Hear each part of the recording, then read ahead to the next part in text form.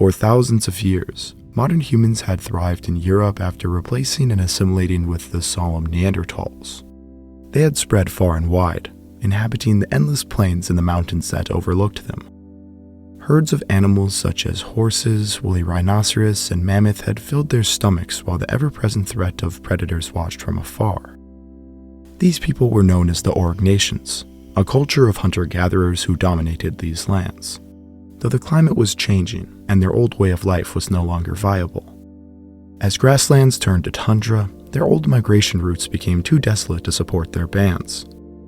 They would have to adapt to the new frigid conditions, as those who didn't faced immediate starvation.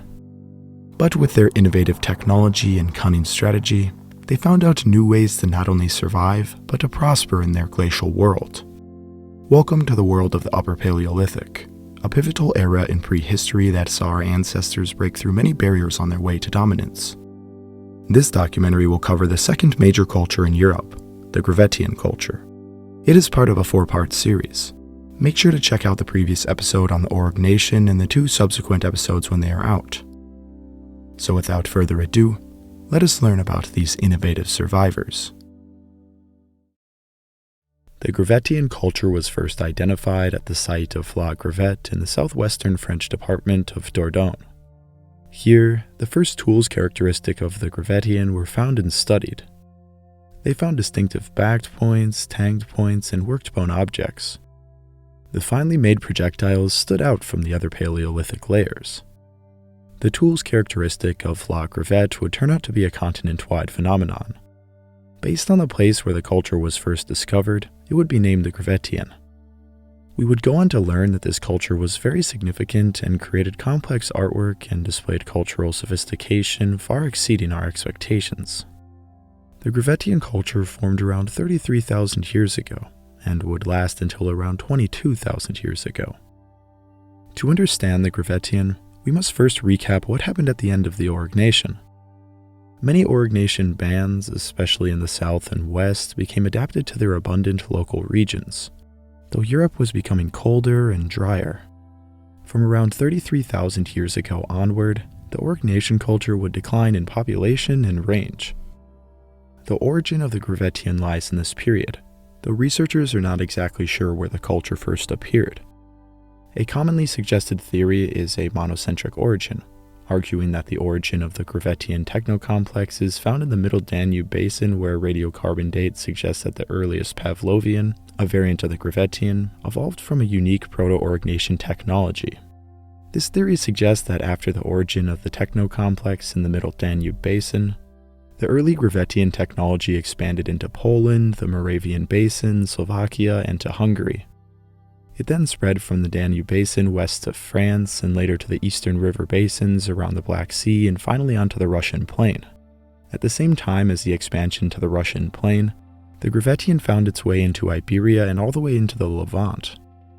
This theory of expansion is supported by various forms of evidence, but it cannot entirely rule out the second theory of a polycentric origin.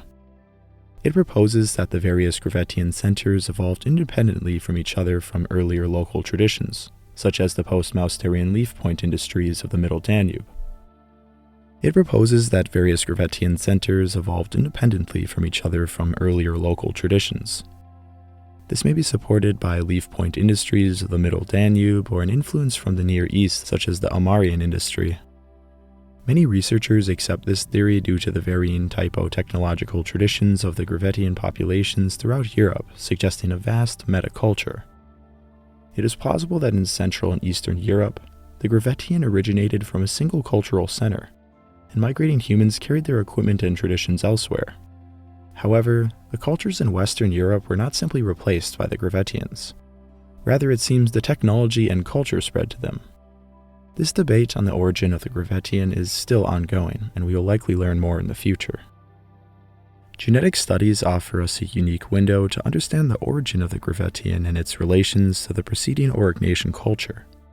The Auric Nation populations before 37,000 years ago left little to no trace in the genetics of the Gravettians and certainly not in modern humans. Some of the oldest Gravettian people to have their DNA studied come from the site of Dolní Věstonice in southern Moravia, modern-day Czech Republic. 3 of the inhabitants belonged to the mitochondrial haplogroup U, and 1 belonged to the mitochondrial haplogroup U8.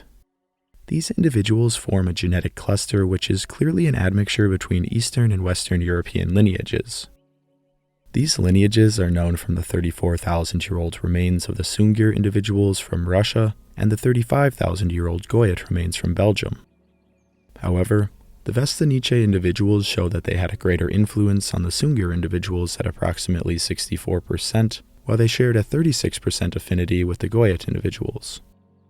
This essentially means that these Gravettian people were more related to Eastern Aurignacian populations than they were to Western ones. Western and Southwestern Gravettian groups were genomically related, and were derived more from the population from Goyet in Belgium. The cause of such a vast and sudden change in the genetics of these people, as well as the archaeological record, was almost certainly born from the deteriorating climate conditions in Europe during the end of the Aurignacian. It was the coldest time since modern humans were present in Europe. The Aurignacian culture would survive in isolated regions for another few thousand years, but the Gravettian mostly replaced them by around 30,000 years ago. In physical appearance, Gravettian people would have been relatively similar to Aurignacian people. They were tall and relatively slender. The male height of the Gravettian culture ranged between 179 and 188 centimeters, or 5 foot 10 inches and 6 foot 2 inches tall. The average height was 183.5 centimeters, or 6 foot 0.2 inches tall. This is exceptionally tall not only for prehistory, but for any period of history. Interestingly, the legacy of this height is still seen in parts of Europe today. Men from Bosnia and Herzegovina, the Netherlands, Croatia, and Montenegro are some of the world's tallest populations, averaging around 1.84 meters or 6 feet tall. Researchers found this interesting considering nutritional standards and socioeconomic conditions are suboptimal, but populations are still exceptionally tall. Though the genetics behind their height is not entirely understood, they found that their haplogroup of IM170 had something to do with the increased height. Haplogroup I is thought to have originated in Gravettian populations, and about 20% of European men carry this paternal haplogroup, including myself. Though the men may have been tall, the women were much shorter, only standing 158 centimeters or 5'2" on average. This is quite a large difference between the sexes. In the modern day, men are around 7% taller on average than women. For the Gravettians, men appear to have been around 16% taller than the women. The reason for such a difference in height is not fully understood, but it may have had to do with their hunting strategies or sexual selection. Compared to modern humans, Gravettian males would have been relatively slender at between 67 and 73 kilograms, or 148 to 161 pounds. Though this sounds quite light, we have to remember that these people lived very physically demanding lives and would have had a higher ratio of lean muscle mass compared to most modern humans. Women, on the other hand, were slightly heavier in relation at an average weight of 54 kilograms or 119 pounds. This difference in weight is not as notable, but it is interesting to note that women seem to have been fairly stocky, and this may have been sexually selected for, as we will talk about later.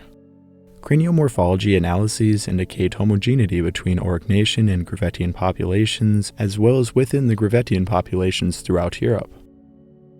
This could suggest that they were possibly part of a metapopulation, a large mating network which allowed the flow of genes. Examinations of Gravettian skulls reveal that high cheekbones were common among them. Like the Aurignacians of the past, the Gravettians would have maintained relatively dark skin, though it would have varied across their range. We do not know exactly what the pigmentation of their skin would have looked like in life, though we know it would have been darker on average than any modern European population. They lack the alleles responsible for lighter pigmentation, which occurred only within the past 11 to 19,000 years. Genetic changes which produce lighter pigmentations started to rise only after around 30,000 years ago. Overall, the Gravettians would have been quite an interesting people to look at. They were tall, relatively slender, with high cheekbones and skin varying from olive to brown. After their relatively abrupt appearance in Europe, their technology and culture spread all over. Our evidence does suggest that their populations did replace some dying out Aurignacian ones, though their influence appears to have been more cultural than genetic. During the Gravettian, long-distance trade networks would form, allowing the spread of new innovations and cultural ideas. This may be why the Gravettian is considered a relatively unified culture. During the Aurignacian, the mean population of Western and Central Europe was only around 1,500 people. This is incredibly low compared to almost any region on Earth today. The emergence and proliferation of the Gravettian also saw the population increase to an average of 2,800 people. That is nearly a twofold increase from the Aurignacian. This would be notable on its own, though it also happened while temperatures were decreasing. Popular centers which Aurignacian people once frequented, such as Swabia and Dordogne, experienced large population growth. Other areas which had never been permanently settled were inhabited, such as areas of Iberia, northern France, and the Carpathian Mountains. Though Gravettian populations were much higher than Aurignacian or Neanderthal populations, in an area as vast as Europe, 2,800 people are virtually non-existent. Bands would have had to travel many days to hope to see the smoke of a campfire in most areas. I am forever jealous that these people got to see the untouched beauty of Europe in all of its might, though they would have seen a very different world than the one we see today, even if there weren't houses dotting the landscape. To understand what the environment of the Gravettian was like, we must first gain a brief understanding about glacial periods.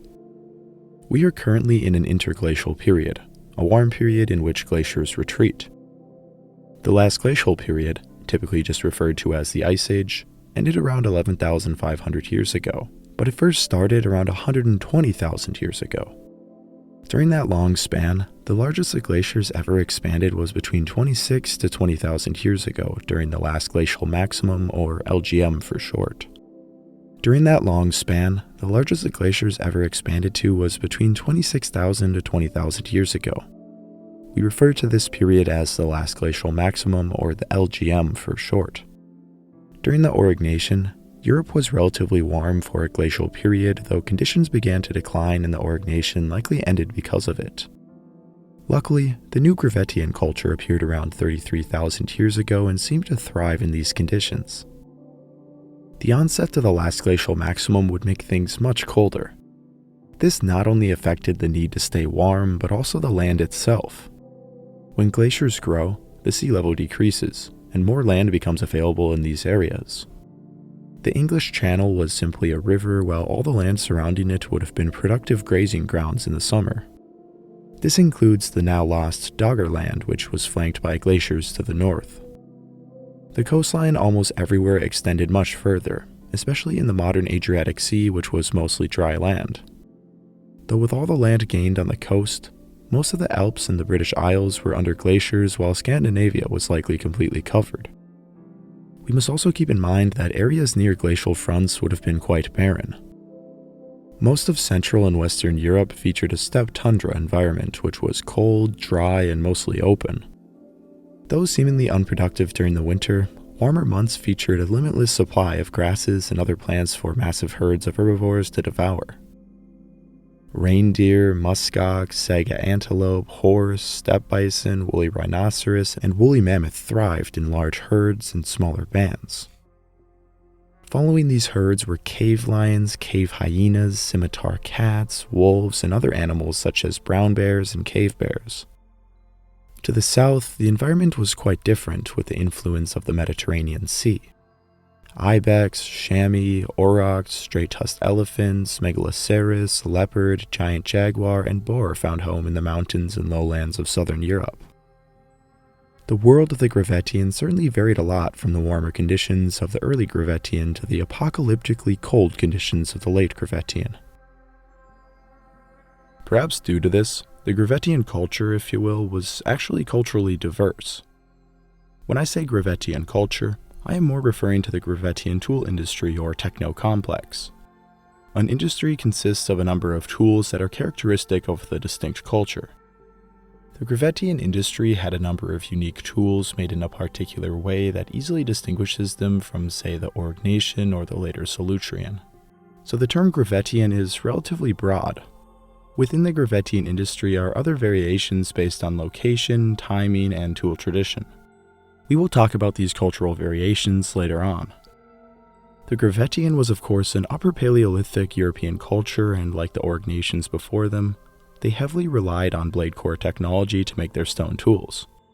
Blade core technology consists of taking long flakes off of a core. To be considered a blade, the flakes must be twice as long as they are wide. Blades are very useful because they come with a long, sharp edge straight from the core. They can be used right away as they are or hafted. Larger blades could be hafted right away as unifacial knives, while smaller blades known as bladelets or microliths could be hafted together to form a composite tool. These bladelets could simply be swapped out once one became dull or exhausted. I find this method of utilizing stone extremely interesting. The possibilities with bladelets and microliths are limitless. Small knives utilizing one microlith could function as the Swiss Army knife of the day.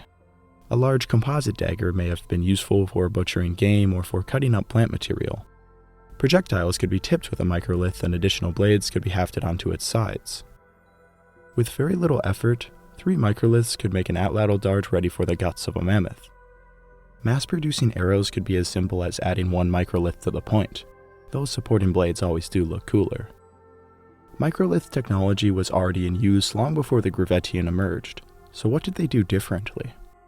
The hallmark of the Gravettian was the Gravettian point. The Gravettian point, also known as a backed bladelet, was a bladelet with a modified backing.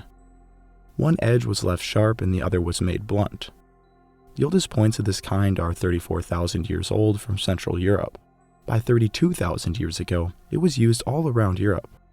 These points are literally characteristic of the Gravettian, though their exact function still remains somewhat enigmatic.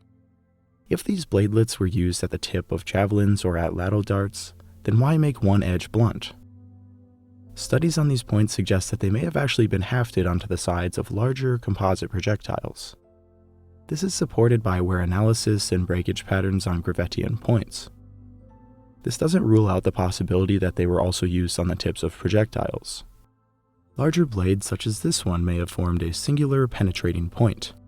Such a weapon would be used for taking medium game as well as penetrating deeply into larger animals. The site of Les Presses de l'Or in France preserves the remains of a possible composite bone and stone point. 11 backed points were found in direct association with worked bone remains. Residue and wear analysis in combination with experimental data support the hypothesis that these remains represent a composite tool.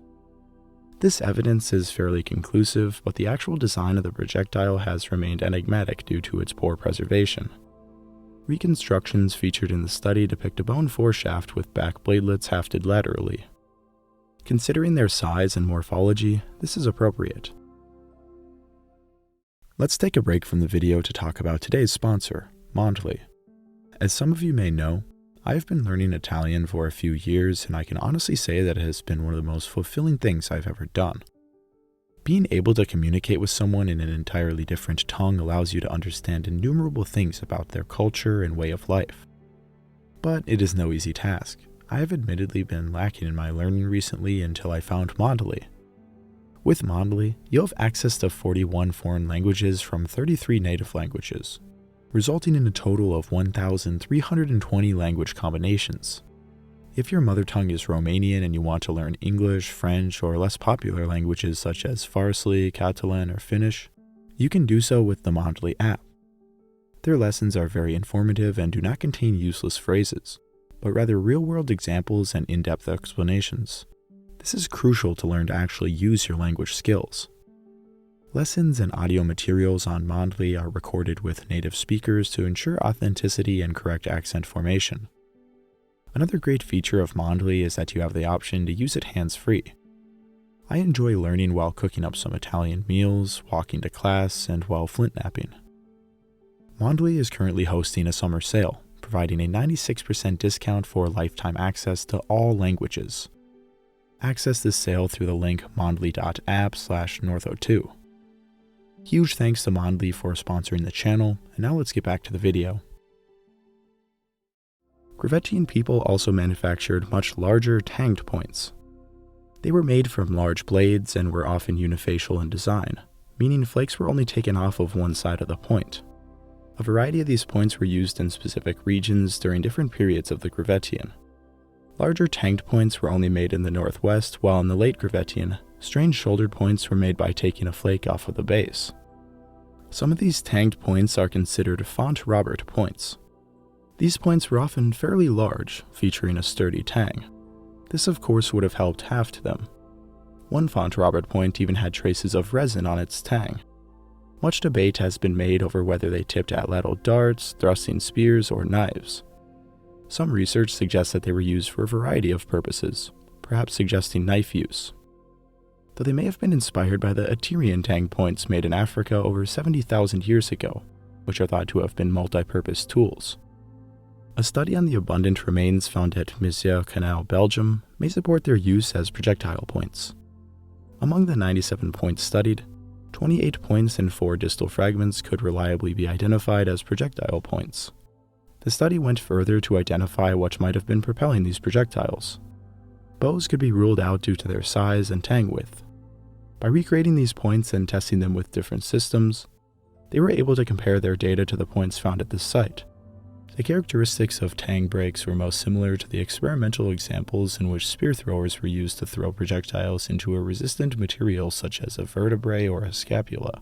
This connection was confirmed statistically, while thrusting or throwing spears were significantly different statistically. Though this may sound like we have these tang points all figured out, some other studies do support their use as butchering tools. The answer may be that they were used for various tasks. The Australian Aboriginals would hunt animals with their lyra points on the tips of their spears, and once the animal was killed, they would often use the same point to butcher the animal. These tanged points may have functioned in much of the same way. The more important thing that this study established was the presence of the spear thrower or atlatl at around 31,000 years ago. This pushed back direct evidence for the use of this technology by around 10,000 years. Spear throwers were probably used as far back as the early Aurignacian. This device has received much less attention compared to the bow and arrow, though both are highly significant. They are both weapons of range that can be used in concealment. They also propel their projectiles at a high speed compared to hand-thrown spears. Both of these factors allow hunters to more effectively target large, dangerous game from a distance and small, fast-moving game. The bow and arrow is another weapon system that is vastly superior to hand-thrown or thrusted spears. Though it is not better than the atlatl in every way, it does propel its projectiles faster and further, while its ammunition is much easier to carry in large numbers. Some evidence suggests that bow technology was present in Europe over 50,000 years ago, and there is evidence from the Aurignacian. Bow technology appeared in Africa nearly 100,000 years ago and may have spread with some populations out of Africa or shortly after. During the Gravettian, it is generally acknowledged that bow technology was available and understood, though not all groups may have utilized it. The evidence is scarce, though small stone blades and bone points may attest to the use of this technology. Though we could talk about their weapons all day, we should briefly talk about their other stone technology. Large blades could easily be turned into a variety of tools. Perhaps some of the most common were scrapers. Scrapers were primarily used for scraping flesh off of hides. This is essential to produce warm clothing that doesn't rot. Some scrapers may have been simply handheld, while others were hafted to give the user more leverage and a better grip. Burins are another stone tool that is commonly overlooked. To make a burin, a flake is taken laterally off of the side of a stone tool. This creates a sturdy, square edge, perfect for working bone. Like the Aurignacian people before them, the Gravettians heavily utilized bone for a variety of purposes. Most interesting, perhaps, were their bone points. Large bone points were carved from antler in France, mammoth rib bones were favored in Swabia, and ivory was utilized on the eastern plains. The split-based point design of the Aurignacian had disappeared, while socketed or slant-based points proliferated. Generally, these points were longer and narrower than the points of the Aurignacian. Some were exceedingly long, especially in Eastern Europe. Another peculiar weapon from which only one is known from this period was the Oblazoa boomerang. This weapon was made of mammoth ivory and is 70 centimeters or 28 inches in length. Such a hefty weapon would have been proficient at targeting a variety of smaller animals. This may be the earliest boomerang or throwing stick known from anywhere in the world. However, much older sticks made by Neanderthals were found at the Schöningen site. Throwing sticks or boomerangs were used on every continent in prehistory despite only being widely known from Australia. They are great for killing smaller animals, stunning larger animals, or distracting animals. A variety of other tools were made of bone in the Gravettian. Specific bones such as fibulas were often used for specific tools such as awls or barbs. Awls would have naturally been used in combination with bone needles. True-eyed bone needles have a hole typically at their base, which of course pulls some kind of cordage through materials. The earliest eyed needles have been found in Africa dating to 61,000 years ago. Bone needles are typically quite delicate and don't often survive in the fossil record. Still, many have been found in the Gravettian period. Most of our examples come from the eastern plains, though needles are known from a variety of sites. As far as we know, Neanderthals never used eyed needles and subsequently may have had relatively crude clothing even if they did sew their garments. Eyed needles allow for the creation of significantly better clothing, and they may have been one of the reasons the original waves of modern humans were more successful than the Neanderthals. In addition to sewing implements, we also find a variety of smoothers and lissois at their sites. These tools are used to work animal hides to make them softer, tougher, and more waterproof. Interestingly, Neanderthals did in fact use these tools as well. Though Gravettian clothing has not directly survived in the archaeological record, we do have a variety of indirect sources suggesting it was quite complex. I do not want to go too far into the art or the burials in this section, though both of these forms of evidence display that complex beaded clothing was made. Some evidence suggests weaving technology, while others display hats, headbands, and even undergarments. And that brings us to another bone tool that they made, perforated batons. Perforated batons have been objects of much mystery since their first discovery. They are typically made from bone, antler, or ivory and have one or more holes drilled into them. Their design varies quite widely, as do the hypotheses for their function. The batons were originally thought to have been some kind of personal decoration for powerful individuals, maybe due to the fact that many have very interesting engravings.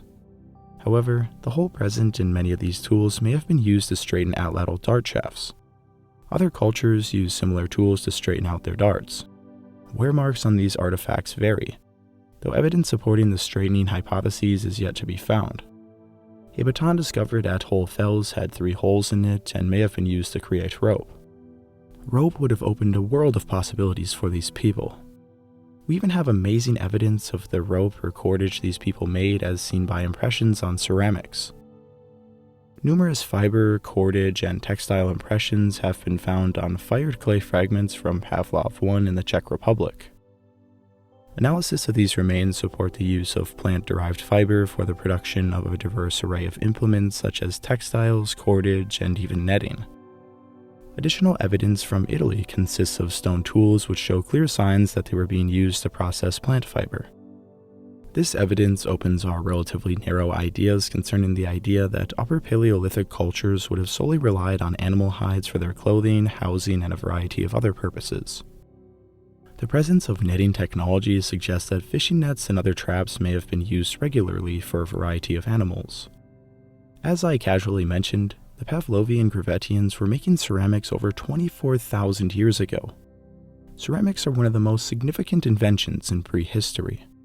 They can allow for the storage of perishable items and the creation of cooking vessels. The Gravettians were the first to make ceramics in the world, but they didn't actually utilize this technology for utilitarian purposes.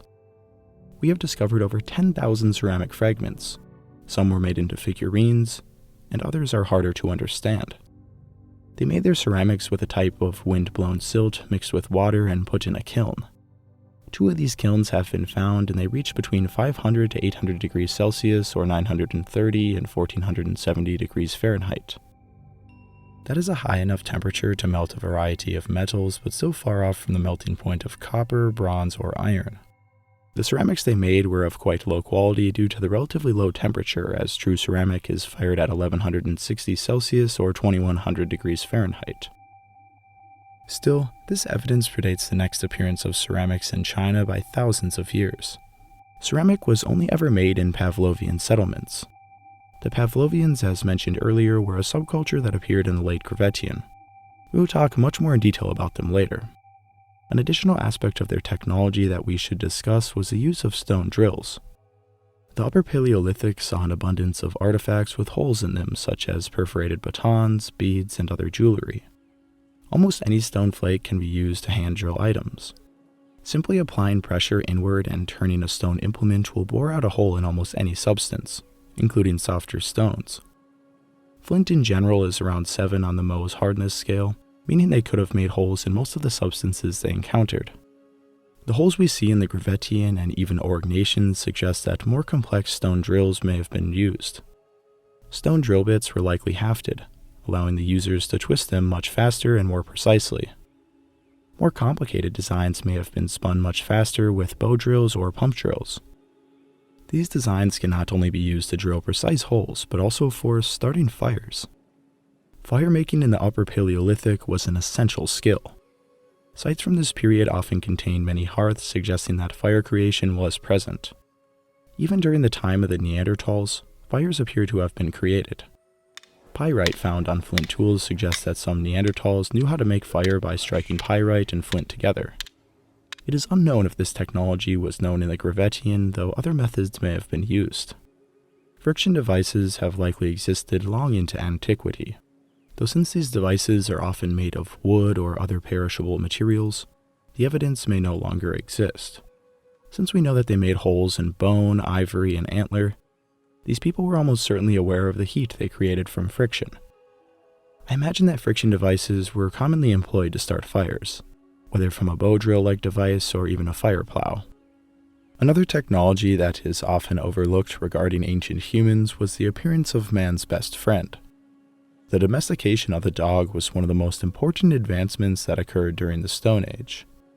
It is not exactly known when dogs were first domesticated or when the process of domestication allowed us to actually harness some of the abilities of these animals.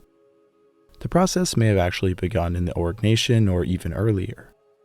Genetics of modern and ancient dogs suggest that actual domesticated dogs did not appear until around 20,000 years ago, though this naturally means that the process of domestication would extend further into prehistory.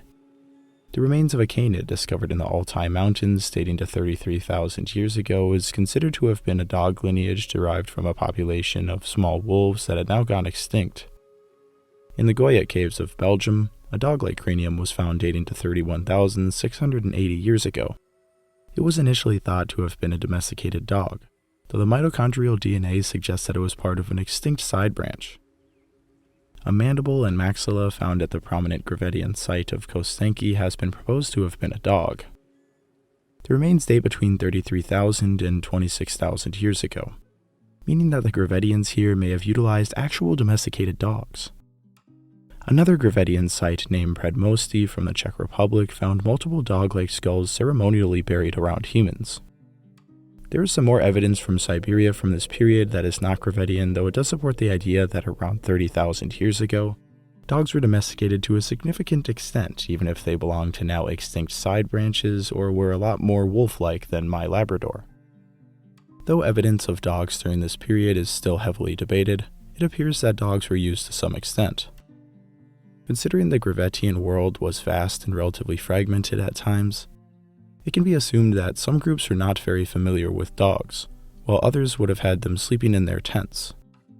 Dogs can be used for a vast variety of things which help both the human masters and their dog contemporaries. They can be used to help hunt animals big and small. Their excellent noses allow them to track animals, and their natural pack instincts allow them to harass and distract large game animals while human hunters deliver the final blow. This form of hunting is often employed when hunting dangerous animals in the modern day, such as mountain lions or even bears. Dogs are also exceptionally useful for defending campsites or kill sites. Though their barking may sound trivial at times to us, it is used to a great extent to intimidate other predatory animals. Perhaps their most overlooked ability is their use for transportation. Some are simply strapped with items, while others are fitted with devices called travois or even small sleds. Dogs were often used for transportation in open or winter environments by indigenous societies. It is quite possible that dogs were being used in Gravettian times to transport goods and possibly even people. The use of dogs in indigenous societies is often associated with a dependence on meat to some extent. Dogs typically need to eat animal products to survive, and they are quite good at helping humans obtain them. This brings us to our next topic. What did people eat during the Gravettian? The diet of the Gravettian people is inherently tied to their way of life and is therefore fundamental to our knowledge of these people. Animals provided these people with basic materials for food, shelter, clothing, and even fuel. From what they ate, what kept them warm, and what they depicted in their art, we know that animals dominated every facet of their lives. The ethnographic record shows that hunter-gatherer societies occupying cold climates heavily relied on animal foods. Animals composed up to 95% of total energy intake in some of these societies. Gravettian people lived a nomadic way of life. They seasonally followed herds of animals, but they also used the land to their advantage. Sites suggest that they chose to inhabit regions with hills and valleys which focused prey populations. In a cave in southern Italy, a strategic settlement has been found located in a small valley. This seems unremarkable until we consider that large glaciers nearby would have forced migrating prey to ponder through this tight valley. This would have allowed these people to exploit large numbers of prey without walking and having to waste energy migrating themselves. Similar settlements meant to intercept migrating prey have been found elsewhere, including in Greece. A discussion of their hunting strategies must inherently include discussion of their weaponry. We have talked briefly about the benefit of the atlatl or spear thrower. The evidence from Belgium suggests that both backed bladelets and tanked points were being used on the tips of atlatl darts to hunt large game. The faunal assemblages at the site include reindeer, horse, aurochs, and also small game. Other points across Western and Eastern Europe suggest that large animals were often targeted with these weapons. The ethnographic record displays that the atlatl was an extremely versatile weapon. It could be used as an individual ambush weapon employing blinds or cover. It was often used in a small group of hunters who were aided by several beaters who would drive the game towards the hunters. The persistence of atlatl technology in the Arctic until relatively recently attests to its usefulness in cold environments, perhaps based on its versatility. As mentioned earlier in the video, the Gravettian world was large and the animals present in the ecosystem varied significantly. Groups living in Iberia may have been quite unfamiliar with the ecosystems in other regions such as the Alps or the Eastern Plains. In general, medium to large animals were favored. In some areas that meant reindeer, horse, and bison, while in others it meant ibex and aurochs. Small game also appears to have been an important part of their diet. In the northwest, reindeer, horse, and bison were relied upon. In Iberia, small animals, mostly hares, were captured in the hundreds. In Gravettian sites in general, small animals were hunted frequently more so than the Auric nation. This would have offered a consistent food supply rather than the feast-famine pattern of large game hunters. Animals such as hare, fox, and wolf may have provided some meat. Their fur is extremely insulating and useful for garments such as gloves, hats, and hoods. The cut marks that we find particularly on small critters such as wolverines, rabbits, and foxes suggest that their fur was being prioritized. They may have even made large composite jackets as well as smaller garments. The killing of entire herds of animals occurred as far back as the Auric nation and continued on in the Gravettian. Evidence from various sites suggests that these mass killing events were highly planned and even scheduled along migration routes. Animals such as horses, reindeer, red deer, bison, and ibex all appear to have been targeted in this way. These hunts would have been chaotic, though their success is a testament to their strategic skills. The targeting of even more dangerous prey occurred in various regions. Carnivores of all kinds are found at their sites, including foxes, wolves, cave lions, steppe bears, cave hyenas, and homotherium. It is likely that these people regularly interacted with these animals. Many of the remains of cave lions, wolverines, and wolves display cut marks that suggest their hides were being carefully removed in one piece. Their meat would have been eaten, and we know that they turned their bones into tools and their teeth into ornaments. The frequency of the remains of even large carnivores at their sites suggests that these hunters were capable of hunting even the largest and most dangerous carnivores of their time. At the Cave of Whole Fells, cut marks on bear remains indicate that they were being exploited for at least 5,000 years between the end of the Auric nation and the emergence of the Gravettian. Cut marks on the skull and elements such as the hands indicate that their skin was being cut from the body, perhaps to be made into shelter or clothing. Their long bones were being smashed to extract their energy-rich marrow. Charred bones also display that bear bones were being used as fuel for their fires. Perhaps the most significant discovery from the cave during the Gravettian period is a 28,000-year-old cave bear vertebrae with a flint projectile lodged in it. The projectile hit the bear on its right flank, penetrated into bone, and broke off. This shot alone would not have killed the animal, but cut marks around the bone display that these hunters were eventually victorious.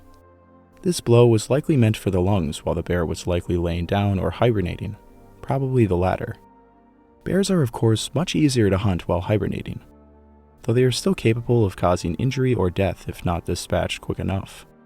Juvenile bear remains found at whole fells with cut marks may suggest that they were often targeted. Targeting bears in the winter would have been an excellent source of fat, meat, fur, and to get rid of those pesky adversaries who take up valuable cave space and become quite dangerous when spring comes around. Unfortunately, cave bears would actually go extinct during the Gravettian. Cave bears were herbivores, and the deteriorating climate of the last glacial maximum was detrimental to their populations. Plant productivity decreased and summers were short, which meant that these bears had to hibernate for most of the year during the last glacial maximum. This made them susceptible to attack for most of the year. Cave bears appear to have gone extinct in the region of Swabia due to human competition and would eventually go extinct entirely around 25,000 years ago. Though we all miss the plant-eating cave bears, it is hard not to think of how great these hunters must have been to have regularly targeted such animals. Central and Eastern Europe were home to a slightly different environment than further into Western Europe. The vast plains here had large populations of reindeer, horses, bison, and much larger populations of mammoth. Woolly mammoths were some of the most dominant animals of the glacial world, but they weren't invincible. A variety of Gravettian sites preserve evidence that is highly indicative of direct mammoth hunting. The oldest unequivocal evidence of mammoth hunting during the Gravettian has been found at the site of Krakau-Spedica in Poland. The site contains thousands of stone artifacts and the remains of over 100 woolly mammoths dating to between 24 and 25,000 years ago. 50% of the site's shouldered points and backed blades have traces of hafting and impact damage. One mammoth rib even has a fragment of a flint point embedded in it. The stone point made it all the way through the hair, skin, fat, and deep into the rib. Though the point may have missed its intended target, other projectiles likely hit their mark. We know this since the wound showed no signs of healing before the beast died. Considering that 50% of the projectiles at the site show signs of impact damage and we have a mammoth bone with a projectile located directly in it, this is about as good as evidence gets of direct hunting. By studying the mortality profile of these mammoth remains, they were able to determine some pretty amazing things. The local mammoth population appears to have lost many individuals from certain mammoth age classes. Animals between 7 and 12 and between 25 and 42 were unexpectedly low for a mammoth population. Their bones also display pathologies associated with dietary deficiencies. It has been hypothesized that intense hunting pressure and the already poor health of the mammoths led to these great beasts becoming vulnerable, allowing for opportunistic killing. This site may give us a window into the ultimate extinction of the woolly mammoth. The climate changed much more drastically at the end of the Pleistocene and in combination with human hunting seems to have been the cause of the woolly beast's extinction. People are naturally quite skeptical about the ability of Paleolithic humans to have hunted beasts as big as mammoths. Those studies on contemporary indigenous peoples clearly show that hunters armed with thrusting spears and javelins are certainly capable of taking down even bull African bush elephants. In some cases, a singular hunter would sneak beneath an elephant and with one thrust, end the animal's life shortly thereafter. In others, traps such as pits were used to immobilize the animals before finishing them off by hand. We do have evidence of pits being used to hunt mammoths, though way later in the Americas. Perhaps we should look for this evidence in the archaeological record of Europe. When considering the undisputed evidence of elephant hunting in the modern day with only thrusting spears and javelins, it should be no surprise that we find a good amount of evidence of mammoth hunting from the Paleolithic. Homo sapiens were directly hunting mammoths even 45,000 years ago in Siberia. A study analyzing the carbon and nitrogen of Gravettian individuals from Burinkaya in Crimea established that a large part of their diet came from mammoth meat. This study was not able to determine whether the meat was simply scavenged or hunted, though considering our evidence, both were possible. At the site of Pavlov 1, the remains of 56 reindeer, 7 mammoth, 4 bear, 10 horse, 192 hare, 27 grouse, 57 wolves, 123 fox, and 10 wolverines were found. Though these numbers may sound like mammoths were only a small part of their diet, when considering how big mammoths are, they may have actually provided the majority of sustenance at this site. The killing of a mammoth provided a group an unparalleled amount of food and raw materials. In a mammoth, depending on its size, there were anywhere between 3 to 10 million calories. In an entire deer, there are only about 150,000. That means in one mammoth, there is as much sustenance as anywhere between 20 to 70 deer. Yes, I know these calculations are not precise, but when thinking about eating mammoth, you must remember that they would have also had a lot of valuable fat as well as massive nutritional organs. To survive in the last glacial period, you would have had to burn a lot of calories. Contemporary hunter-gatherers living in similarly cold environments are known to eat over 3 kilograms or 6.5 pounds of meat and fat each day. That is around 5,500 calories. Lean reindeer are not always enough to meet these requirements. Though it may sound gross, a mammoth's brain would have weighed as much as 13 pounds, not to mention how much marrow filled their bones and fat around their body. During the last glacial period, long-term food storage would have also been fairly easy considering the whole world is a freezer. Mammoths provided much more than just food, though. A single mammoth hide could become a shelter with a few lodge poles. Their hides could be turned into bedding, garments, or even eaten by hungry dogs or starving siblings. Their bones and ivory were also useful for making deadly spear points and for constructing shelters, as we will mention later. When discussing the hunting of mammoths during the Gravettian, it is important to mention that virtually all of our evidence comes from Eastern Europe, and much of it is attributed to the Pavlovian variant of the Gravettian culture. In other areas and cultural variants, their diets varied considerably. Remains of Gravettian people living in coastal areas such as Italy and Wales have revealed about 20 to 30% of their diet came from marine resources. Around the Mediterranean, these people were focusing on shellfish and fish, while on the Atlantic coasts, seals were favored. Though just because a population lived near the coast did not necessarily mean they liked seafood. Some populations in Iberia ate almost no fish or shellfish. Instead, they relied on terrestrial sources of food. This is interesting considering that even Neanderthals living in Iberia were known to consume large amounts of shellfish. Though the Gravettians were exceptional hunters, they were also very adept at gathering. Plants don't have bones and therefore are usually hard to find physical evidence of in the fossil record. Though by studying the chemical composition of the bones of Gravettian people, we can see that they did indeed eat their fair share of veggies. Even the remains at Burinkaya, who were eating mammoth regularly, also ate a good deal of plant material. Some plants may have even been seasonally important to their caloric needs. Remains of charred plants have been found in various hearths, suggesting that they were being cooked. Some of the most interesting evidence of any food that these people were eating was flour. In Italy, the roots of cattails and acorns were being ground up into coarse flour.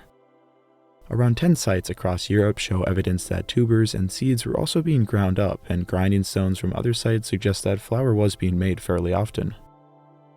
The flour may have been turned into simple bread or mixed into some kind of gruel. By processing these food sources before consumption, they became much easier to digest and therefore provided significantly more energy. Much of our evidence for the production of flour comes from Pavlovian sites such as Dolny Vestanice and Pavlov. Some may naturally speculate that these people were practicing agriculture, though our evidence does not support this. Europe was very cold during this time. Not even our modern varieties of cold-resistant crops would have survived during the last glacial maximum. Though true agriculture did not develop during the Gravettian, it at least looked like these populations were on a similar path of development. Gravettian diets were much more diverse than any people living in Europe before them. They were able to extract much more calories and resources out of the landscape. This allowed their populations to grow significantly larger than the prior Aurignacians or Neanderthals. Surviving during the last glacial period not only requires abundant food and fire, but also insulating shelter. As mentioned previously in the Aurignacian documentary, The Aurignacians used many open-air sites as well as caves. The Aurignacian culture existed during a warmer period which allowed them to camp outdoors in relatively simple campsites. Only the coldest times of winter would have required a rock shelter or a cave to seek protection. Unfortunately for the Gravettians, the world was becoming much colder, and simple campsites would not have been warm enough for most of the year. Rock shelters as well as the mouths of caves were certainly utilized, but so were much more complex shelters. On the open plains of Central Europe, the Gravettian cultural variant known as the Pavlovians created very complex shelters. They were the mammoth hunters of the steppe, and their houses reflected this. They created some of the most complex shelters found in the entire Upper Paleolithic. These shelters were absolutely stunning. In some of these sites, hundreds or even thousands of mammoth bones were used to create massive structures. The Pavlovian culture existed mostly in the relatively small area referred to as Moravia, which is located in the modern country of the Czech Republic. Two very important sites sit right next to each other, Pavlov and Dolní Věstonice. The name Pavlov, coming from the nearby village, would be used to name the Gravettian variant, the Pavlovians. Both of these sites contain campgrounds which were once located less than a day's walk from the Scandinavian ice sheet. Such close proximity to the ice sheet meant that they lived in very cold steppe tundra conditions. This was difficult to live in, though it was the ideal conditions for grazing animals such as reindeer and mammoth which passed through in the summer. The Pavlovian hunters were able to obtain massive amounts of food during the summer and autumn hunts, which allowed them to stay put for most of the year. Due to the hostile environment and lack of local caves, the inhabitants of this site had to create complex structures to survive. The Pavlov site and site of Dolní Věstonice both contain mammoth bone structures. The walls were mostly made of mammoth bones and their bases were partially sunk into the ground.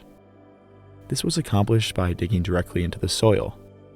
Large mammoth bones such as tusks, ribs, jaws, and shoulder blades were used as sturdy frames.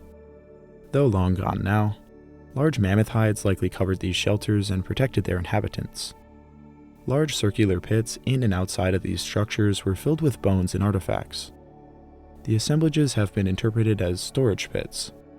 Their contents vary quite largely. Some were filled with raw materials for bone and ivory tools, artistic supplies such as red ochre, and probably also food. Though food may have been kept inside of the shelter to prevent scavengers from getting a hold of it. These mammoth dwellings would have taken a lot of time and effort to construct. Researchers have hypothesized that they were used for the harshest parts of winter, perhaps for several months at a time. These people may have been semi-sedentary, perhaps due to their ability to take down mammoths. The site of Predmosti 1, located in the modern Czech Republic, contains the bones of over 1,000 mammoths. Most of the remains came from young females, which were easier to take down than mature individuals. An estimated 4,000 canid bones were also found at the site. Most of them belonged to wolves, though others were much more like dogs. Some of the dog-like remains are associated with burials, suggesting that they were in fact domesticated. The presence of so many canids associated with mammoth remains suggests that dogs may have been used to hunt the woolly creatures. The dogs may have been used to constantly harass the mammoths and distract them, while the real damage came from our projectiles. However, these dogs also could have been used as food. Don't forget that horses were originally cattle before we learned to ride them. However, if they were hunting mammoths, this would have provided these people with abundant food, materials, and even fuel for their fires. The hunting of mammoths and perhaps dog cattle may have allowed these people to stay put for months, a luxury almost no one had in the Paleolithic. Since the discovery of these mammoth structures, they have typically been interpreted as shelters, though some evidence suggests that they could have had a more nuanced purpose. Not all these structures are the same. Some were clearly lived in for long periods of time, while others appear to have been frequented much less. At the Russian site of Udinovo, mammoth structures from 18,000 years ago revealed some interesting things. Only 2 out of the 5 mammoth structures actually had hearths in them. Since these were constructed during the last glacial maximum, it is highly unlikely that people would have lived in a structure without a hearth to stay warm. The researchers argue that these structures may have not been structures at all, but ritualized middens. A midden is basically a waste pile, and a ritualized midden is a midden that has some significance to a culture. Basically, the idea is that after a mammoth was killed, its bones may have been discarded in a way that these people found respectful. That may have been by arranging them in a certain way, and at the Udinovo site, the bones may have been partially buried. It is important to mention that this site is from a few thousand years after the Gravettian. And even if this site did contain ritualized middens, we do not know if this was true for any Gravettian site. As far as we know, the Pavlovian Gravettians did live in their mammoth structures, though these sites do have other ritualized aspects. For example, the site of Kostenki 11 contains a dwelling made of mammoth bones that was 12.5 meters or 40 feet in diameter. The remains of at least 64 separate mammoths were used to make these structures. The structure is so large that it may actually represent a meeting point or a place of worship. All of the mammoth dwelling sites I have mentioned were made by the Pavlovian cultural variant. As you may have begun to understand, they were quite special. They appear to have been proficient mammoth hunters who made many advancements, including the creation of ceramics and the creation of complex structures. Though they also created a variety of stunning art, they used textiles, and they consumed plant flour. The Pavlovians were one of a variety of cultural variants that appeared during the Gravettian. Other cultures include the Kostenki-Avdivo culture of Western Russia and the Bayesian of France. Despite the uniqueness of some of the Gravettian subcultures, they all belong to a relatively unified culture throughout Europe. Long-distance trade networks existed and cultural elements did spread. Shells found in Central Europe were traded over 800 kilometers from the Mediterranean. Similarly, ivory from Central and Eastern Europe was found in Italy where no mammoths existed. The high-quality stone found at Gravettian sites frequently traveled over 100 kilometers and sometimes as much as 300 kilometers. The transport of jewelry and other symbolic objects across such a vast distance suggests that they were about as important as toolstone for some of these people. Finally, it is the part of the video where we get to talk about the art that these people made. Paleolithic artwork is not only extremely fascinating, but also immensely beautiful. It is often considered in high regard by modern artists due to its raw and natural qualities. These people didn't simply get some paint at the store and doodle something they saw on television. Every material they worked with had to be directly harvested, and everything they depicted came from a time devoid of civilization. This, however, is not to say that they didn't have strict taboos about the creation of their art.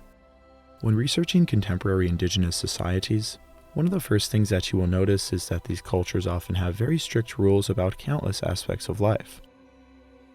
Often animals must be killed, butchered, cooked, and consumed in very specific ways that might differ significantly even in neighboring tribes. The existence of the 100 or even thousands of taboos in a culture are often due to their mythology or religion. My point is, it is a misconception that hunter-gatherers are simply ill-mannered and have no concept of modesty. In reality, they often have very strict rules regarding countless aspects of their lives, and we simply fail to put them into perspective. When trying to understand the culture of the Gravettians, it is clear that art was very important to these people. Art typically provides no discernible survivalistic advantage. Despite this, an unimaginable amount of time in the Paleolithic was spent creating pigments, transporting shells, and making bone figurines. The most basic evidence that can be interpreted as art from the Paleolithic were pigments. As I have mentioned many times on this channel, the pigment red ochre was very significant to Neanderthals, early humans, and certainly the Gravettians. Red ochre is found at many sites, and its use in burial will be discussed later. Red ochre is still used around much of the world as medicine, sunscreen, and mosquito repellent. Other pigments, including charcoal and manganese oxide, were utilized. Pigments may have even been used for dyeing clothing or painting the body. The Australian Aboriginals have amazingly intricate rituals regarding the painting of the body, and so do many other indigenous groups. We can imagine elaborate Gravettian burials that included the painting of the body and the face. The next form of art, more accurately personal adornment, is jewelry. As I stressed in the last episode, jewelry can mean much more than something that you just wear that you find interesting or cool. Think of a wedding ring. That little piece of metal and fine stone can stand for one of the most important things in life. Even giving a loved one a piece of jewelry is still an extremely important practice of reassuring social bonds and showing affection. When we look at Gravettian jewelry, it is important to understand that these objects likely stood for something much more significant than their material composition. Like the Aurignacian, animal teeth were very common items to be turned into jewelry. At face value, it is pretty easy to understand why one would wear such an item. The canines of predators are intrinsically symbols of the power and ferocity of these beasts. The teeth of cave bear, cave lion, wolf, fox, and more were turned into necklaces. These carnivores are all very different, and they likely symbolize different things to these people. The bear canine may have given the wearer strength, while the lion or fox may have symbolized cunning or swiftness. Of course, these are just some ideas. The ideas around these objects may have been much more nuanced. Bone and ivory beads became much more common in the Gravettian and appear to have had significant value. Creating a bead out of bone or ivory is a difficult, time-intensive process. You must acquire the material, cut away a section, shape it, drill a hole in the center, and shape it some more. Multiple beads could be worked together at a time, though much of the shaping would have been done by rubbing individual beads against an abrasive stone. Hundreds and even thousands of these beads have been found at various sites, typically at burials. The creation of that many beads would have taken an enormous amount of time. We will talk more about it when we discuss their burials. From their burials, it is also clear that some of these bone beads were sewn directly onto clothing. From the hat or hood all the way down to the toes, beads were sewn on. It is unclear if beads were mainly used in a ceremonial context such as burial, though it is probable that they had some degree of ornamentation on their everyday clothes. The presence of beading on clothing may have signified important things such as social status or age. Perhaps beads were given to individuals every year to signify their age, or perhaps a hunter could earn beads by killing an animal. Many have speculated that beads were worn by shamans or dancers to create noise or a rhythm during ceremonies. Besides beads, a wide array of other jewelry was made by the Gravettians. The jewelry varied pretty greatly from region to region, so we will talk about the jewelry found in northwestern Europe first. Here, animal teeth dominate their jewelry, with fox being a particular favorite. Along with them, bone and ivory rings and diadems were common. Diadems are objects of personal adornment that appear to have been worn on the head. They may be more accurately called headbands and may have been used to hold back the hair. In southern Europe, ivory jewelry was quite rare since mammoths did not live there. Instead, the teeth of red deer and bovines were favored. Perhaps the best evidence of jewelry and personal adornment from the Gravettian comes from Central and Eastern European sites. The Pavlovian site of Dolní Věstonice preserved a wide variety of bone and ivory rings, bracelets, headbands, discs, pendants, and diadems. The remains of what have been interpreted as necklaces have been found. Some elements feature animal teeth, though shells are also common. Some of the shells came from the actual seashore, which is over 400 kilometers or 250 miles from the site. This is of course quite the distance, and the shells may have been very valuable items for trading.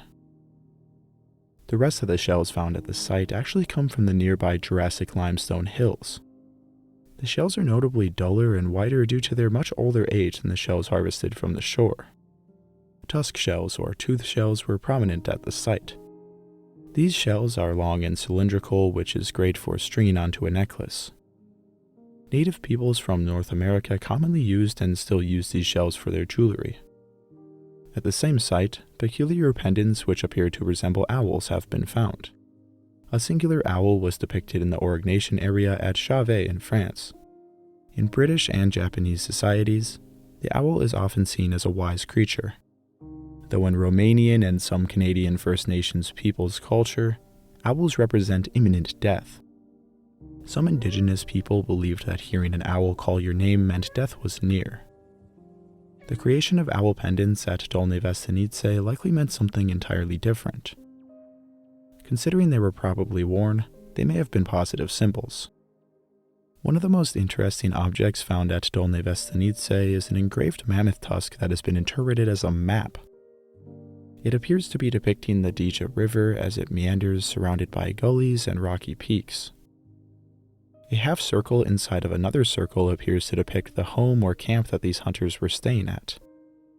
This object is the oldest known map and is extremely unique. A relatively similar engraved tusk from the nearby site of Predmosti depicted something much different. Named the Venus of Predmost, this enigmatic figure has attracted much speculation. This supposedly female figurine is made up of a variety of geometric shapes. The head is represented with a triangle, while clear breasts and a lower half can be seen. Another engraving on a mammoth limb bone from the same site clearly depicted the same idea. The site of Predmosti was used as a quarry for wind-blown sand and limestone, but also to make medicine called spodium from burned bone. The site may have been a healing site with ritual significance. Perhaps the Venus was connected to the wider culture of healing. The concept of the Venus appears to have originated in Upper Paleolithic Europe with the Gravettian culture. Though only a few examples of Venuses can be found in figurines or cave art from the Gravettian. The Gravettian, on the other hand, was full of Venus depictions, mainly as figurines. Depictions of women in general are often referred to as Venuses from this culture. In Gravettian art, women vastly outnumber the depictions of men. They were often depicted in figurines, but also in beads and in cave art. There are far too many examples to cover thoroughly, but I'll mention a few prominent ones. The Venus of Willendorf is probably the most famous Upper Paleolithic figurine of all time. It is rather large for a Venus and is mostly complete. It was found in Austria and dated to the late Gravettian around 25,000 years ago. The statuette depicts a rather large female with no feet, tiny arms, and a strange head covering. This covering has been interpreted as some kind of beaded head covering, some kind of textile, or just braided hair. The lack of a face is an interesting aspect to note. The Venus figurines of Kostanki are relatively similar to the Venus of Willendorf, though their face appears to be showing beneath their hair. Their hair actually seems to have been cut into bangs, but it is difficult to tell. These examples are also unique in that they appear to have some kind of clothing around the back and chest. The Venus of Dolne Vestanice from the aforementioned site is unique because it was made of fired clay. In 2004, the fingerprint of a child between 7 to 15 was found on the figurine. The researchers doubt this individual sculpted the whole thing themselves. Another Venus from Vestanice was carved of ivory and just depicts the head of a woman. The hair suggests that a top knot may have been worn. This is something that reoccurs in Pavlovian art and may have been common at their settlements. The Venus of Brasempoi is similar in that it only preserves the head as well as a unique hairstyle. The hair appears to have been braided, though perhaps a woven headdress was being worn. The French Venus of Les Pugs was carved from ivory and has quite a unique Western style. The figurines from Balsirossi caves of Italy preserve some of the most unique of the period. Most of the figurines were carved from various types of stone. I am honestly quite surprised I have not seen any of these figurines used as evidence on some random conspiracy page because they are so strange. The strangest one, nicknamed the Double Venus, displays a woman connected to some kind of serpent snake-like creature. The back of their heads are connected, likely to attach it to a necklace. This pendant is not all that strange considering that human-animal hybrids were commonly depicted in the Auric nation and must have had some mythological meaning. Another Venus shows a two-headed woman, while a strange carved disc also seems reptile-like.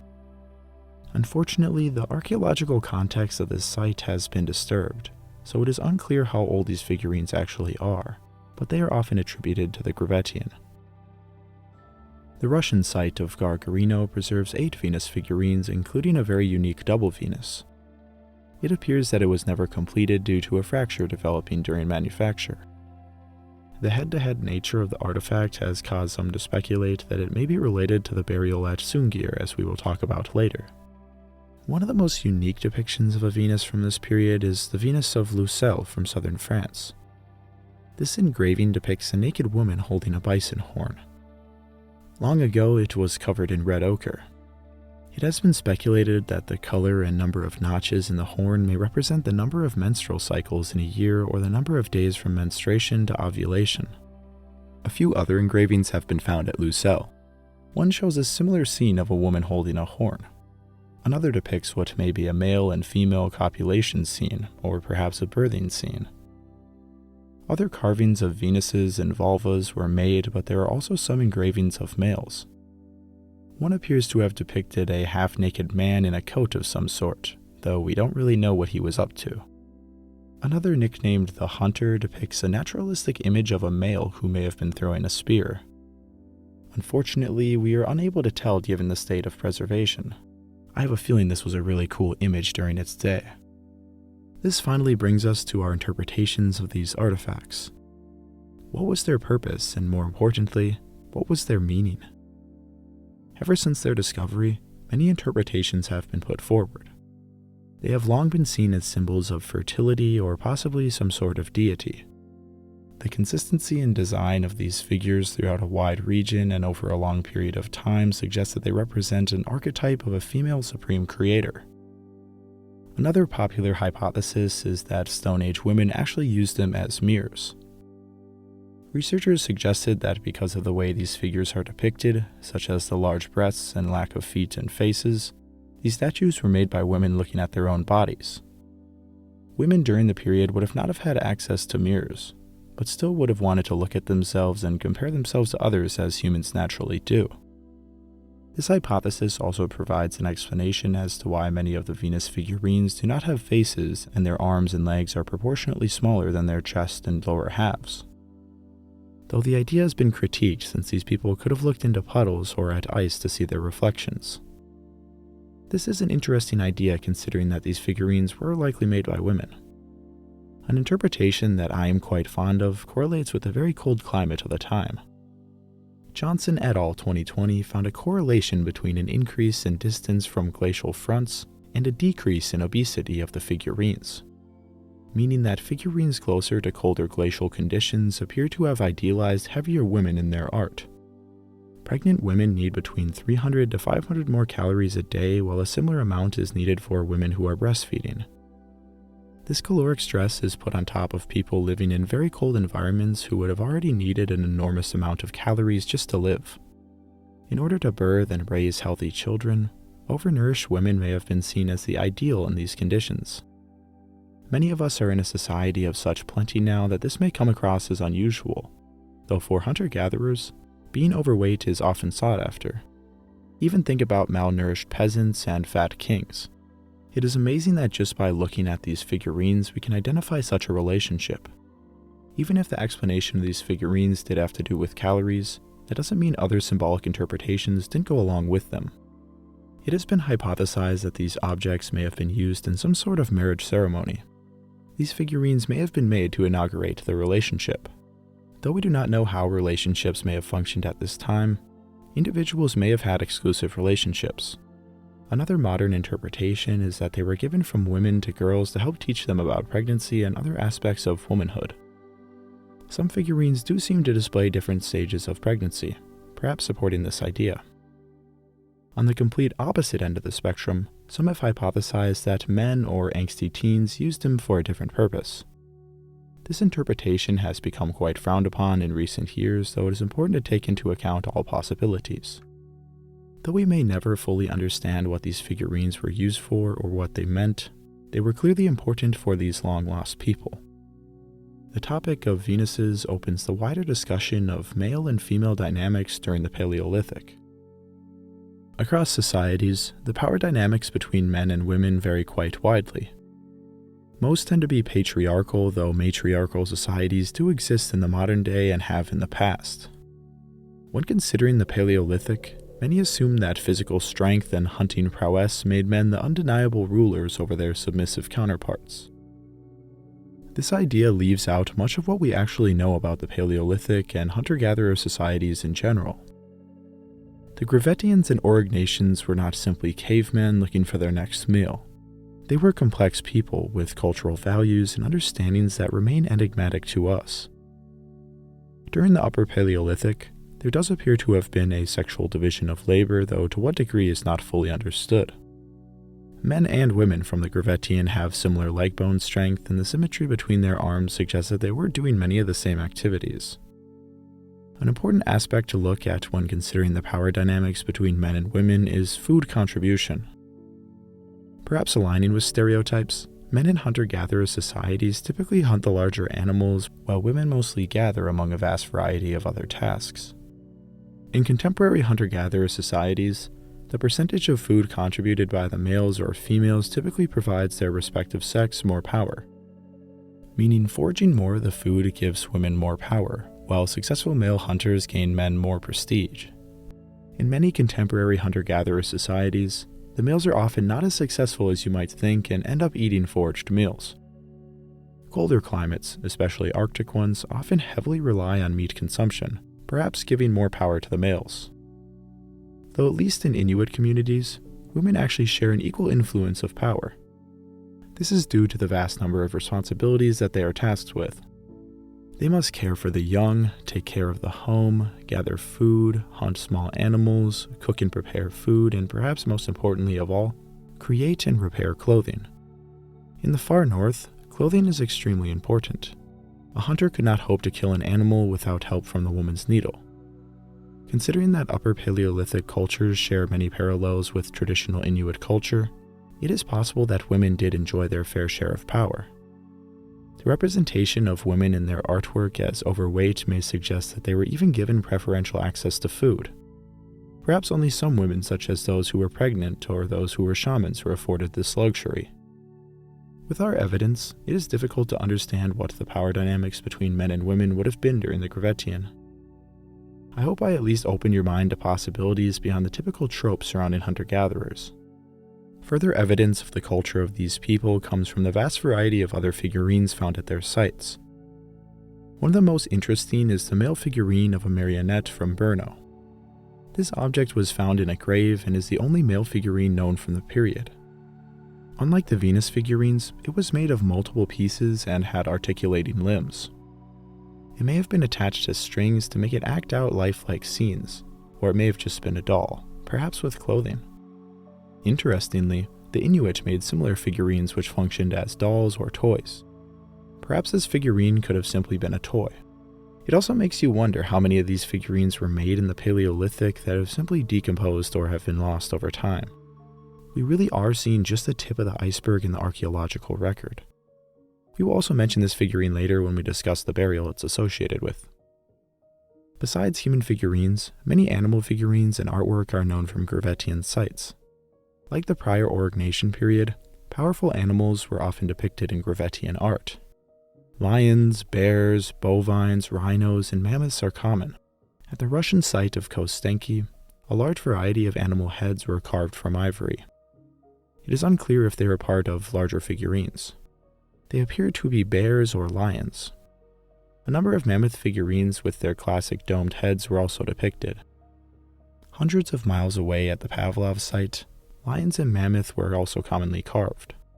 The leaping lioness of Pavlov is an interesting full-body carving of a felid that appears to have been stalking or pouncing. Some of the most fascinating animal figurines were the ones found at the Pavlovian site of Dolny Vestanice. As mentioned earlier, primitive ceramics were made at this site. Many fragments of animal figurines have been found. Bears, rhinoceros, lions, horse, reindeer, and mammoth were all depicted. A figurine that originated at Dolny Vestanice made it all the way to Lower Austria, 100 kilometers away. This tells us that some figurines were brought with hunters or even traded.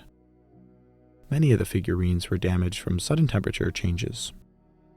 It has been speculated that this may have been done deliberately during ceremonies.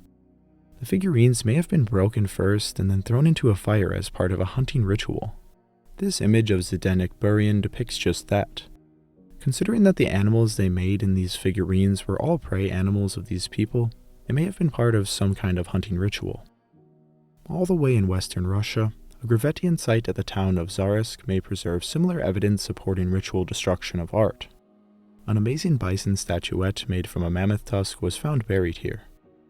It was painted with a thick coat of red ochre, scratched with a sharp object, the legs were broken off, and then it was put in a pit. Researchers have hypothesized that this figurine was broken and discarded in a magic hunting rite. The legs may have been broken off to prevent the real bison from running away. Supporting this idea is the fact that the bison figurine depicted is a young female. Young females would have been much easier to hunt than other demographics. This figurine belonged to the Kostanki culture, a cultural variant of the late Gravettian which lived in Western Russia. We have covered pretty much all of the artistic objects made by these people except for musical instruments. The voice was almost certainly the first instrument, and it is possible that other species of humans used their voices to sing songs or create some kind of primitive music. True instruments such as flutes did not appear until around the Upper Paleolithic. They were present in the Auric nation and appear to have been significant to their culture. Similarly, the Gravettians made many flutes and they are often associated with other ritual items. Upper Paleolithic flutes typically consist of a hollow bone with holes drilled into them. The creation of flutes inherently suggests that some kind of music was being created and played. Music is a very important part of most cultures and often goes far beyond just pleasant noises. In contemporary indigenous societies, music is often used to heal or to ward away bad energies or spirits. The Gravettians may have used flutes alongside other instruments in special rituals. Items that have been interpreted as drumsticks have been found at Gravettian sites. Drums are typically made of perishable materials, and thus it is not unusual that we do not have direct evidence of them. However, drums are commonly used in shamanistic rituals, and it is possible that they accompanied flutes during Aurignation times. Another instrument we do know that some Gravettians used was the bull roarer. A bull roarer is a musical instrument to communicate over long distances. It is attached to a string and swung in a circle. This produces a roaring vibration noise that can be heard over long distances. The Aboriginals famously used these instruments in rituals and to communicate over the vast landscape of the outback. Across almost all Aboriginal cultures, bull roarers are only used by initiated men. An uninitiated man, woman, or child can be put to death for using the device, while outsiders that hear the noise can also be killed. It is a truly sacred instrument for the Aboriginals, and such connotations could have gone along with the bull roarers used in Gravettian times. Whistles were another musical instrument that have been found at Gravettian sites. These instruments can also be called tools, considering that they have been used to great effect in many applications. They may have been used to help coordinate hunts as well as during cultural events. Overall, musical instruments were quite important to Gravettian people for communication and for socialization. Another thing important to these people were caves. Caves have been lived in by hominins for millions of years. They provide shelter and comfort in a world that is often anything but. Earlier humans appear to have lived in caves quite often, while Upper Paleolithic humans appear to have commonly utilized both caves and open-air sites. During the Upper Paleolithic, caves began to mean something more. They were places of culture, mysterious passageways that were to be explored, decorated, and venerated. The Auric nations had already ventured deep into many famous caverns to produce extraordinary things, and the Gravettians carried on this trend. The Gravettians even developed a specialized technology to explore caves, stone oil lamps. These objects were not made of knappable stone, but were rather a variety of softer stones which could be carved. They were used to burn oil, probably animal fat. Oil burns a lot cleaner than, say, a wooden torch or fire. Pretty useful when you want to breathe clean air when you're deep into a cave. Cave art was mainly practiced in southwest Europe during the Gravettian. This makes sense considering that Eastern Europe doesn't have as many caves. Dating cave art directly to the Gravettian can be pretty difficult because most cave art has not been objectively dated and other sites need to be retested. Still, we know of at least 17 sites in Spain, Portugal, France, and Italy from the Gravettian. Hand stencils or hand paintings are found at many of these sites. These are simply made by blowing pigment over the hand, which creates a negative handprint, or by dipping your hand in pigment, you can create a positive handprint. Handprints are found on caves and rocks around the world and are still made by some tribes. The Gravettians continued on this trend, though they do seem to have made their modifications.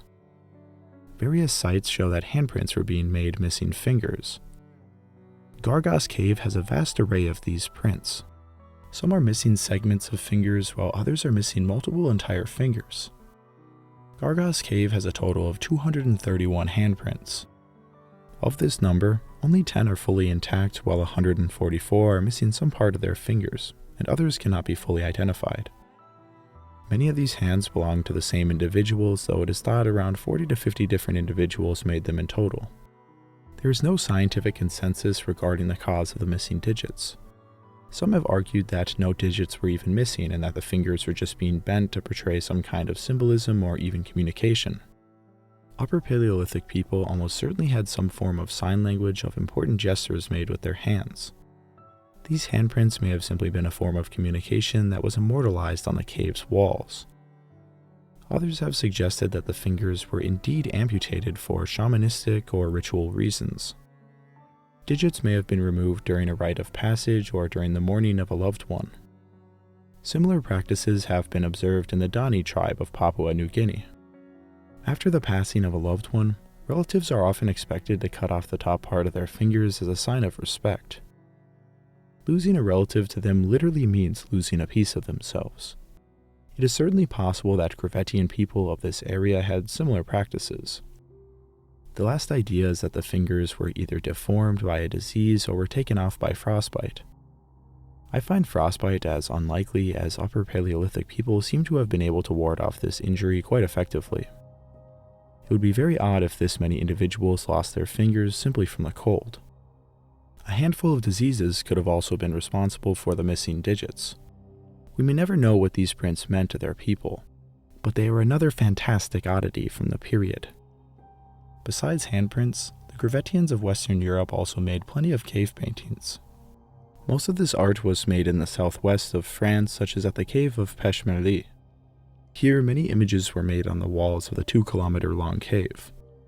The most famous were the 2 spotted horses. The dark color of the horses was made mainly from manganese oxide. The strange coloration is not one seen in wild horses, though DNA analysis of ancient horses in 2011 found that some Pleistocene horses were indeed spotted. Other images in the cave include bison, aurochs, and mammoths. Most of these paintings are outlines, but as you can see with this mammoth, they are still quite beautiful. This painting preserves the lifelike posture of a powerful male aurochs. Another image, which can only be seen in this replica, depicted what appears to be a northern pike painted in red ochre. I really like pike, being a Minnesotan and all, so this has to be one of my favorite images from the period. Perhaps one of the most significant images from this cave consists of a seemingly wounded man full of spears next to an enigmatic figure. It is difficult to say what exactly this image represents, though it is not the only wounded man from the Gravettian. The nearby Kunyak caves have a number of interesting depictions of animals, but more importantly, 2 more wounded men. Inside the body of a megaloceros image, the outline of a man with 3 spears in his back was depicted. Another wounded man from the site depicts much of the same thing, except this man has spears in his upper body and abdomen as well. These 3 depictions are some of the only evidence for violence that we have from the Upper Paleolithic. It is pretty clear that these images represent the killing of an individual. Whether the slain individuals were part of their group or a neighboring group, we do not know. The image may not even represent an actual event. It could have just been from the imagination. Since we have a lot of other art to talk about, we will save the discussion of violence for when we finally get to burials. Chauvet Cave contains beautiful works of art that date to the Aurignacian period, though we know some Gravettians actually got to see these beautiful images. The visitors left hearths, smoke stains on the ceiling, and the footprints of a child and what appears to have been a dog. The 50-meter-long trail of footprints show that a boy around 10 years old walked alongside a large canid. By closely analyzing the canid prints, it appears that it may have been a dog, though there is no consensus on this. It is quite interesting to imagine just a boy and his dog exploring this cave all those years ago. Like I said, the Gravettians do not appear to have painted anything of their own in the cave. They merely enjoyed the art that was already there. There are not very many other sites with impressive Gravettian paintings, though many do include elaborate engravings. During the Gravettian, engravings were actually more common than paintings. At Rukador Cave, many engravings were made over a relatively short period of time. The cave consists of 150 engravings of animal figurines. Of this number, Almost half are horses, while a third were deer, and the rest were various animals including mammoths and felids. There were also many handprints and geometric marks and symbols, including 30 circles and over 600 vertical lines. At the nearby Cusack cave, around 150 engravings of animals and some humans can be found. 71 bison, 24 mammoths, 18 horses, and a few ibex and rhinoceros were engraved. The mammoths were given much of the attention compared to other animals, with hair clearly being depicted. 7 human females were also engraved. They appear to resemble the proportions of other Venus-esque artwork. Another interesting point about this cave is that researchers found evidence that the Gravettian artists were actually wearing footwear while moving through the cave. Though we know that they must have worn something on their feet in the winter, this is some of the oldest evidence of footwear. Another cave containing Gravettian works known as Sunghir Cave is actually mostly underwater. The only entrance is 37 meters or 121 feet under the sea. Divers must swim through a 175 meter or 570 foot tunnel to reach the main chamber of the cave. During the Pleistocene, the sea level was much lower and the cave was not underwater. Unfortunately, 80% of the cave has been submerged at one point or another, destroying much of the artwork. Though still nearly 100 of the paintings date to the Gravettian, while the rest appears to date to the Solutrean. Many handprints and animal paintings are found at the cave. These include the regular cast of characters like horses, ibex, deer, and bison, but also some marine animals such as seals, great auks, and some jellyfish. There are some anthropomorphic symbols as well as a killed man. The engraving appears to show a man with his skull crushed by a spearhead. This may suggest that he was a victim of a murder or an execution.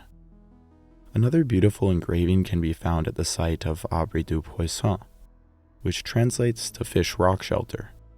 The engraving of a beautiful fish was carved into the ceiling. The fish is a meter long and appears to depict a salmon. Fishing was likely an important activity in the area, and this shelter may have been used seasonally for fishing. Funny enough, thieves had once tried to steal the engraving, though they were thwarted at the last moment. I really wish I could go back in time and fish in Ice Age Europe. This fish looks absolutely beautiful. The most abundant engravings of the period come from the Coa Valley of Portugal. Over 5,000 engravings of animal figures were carved on boulders and rock walls over a period of several thousand years here.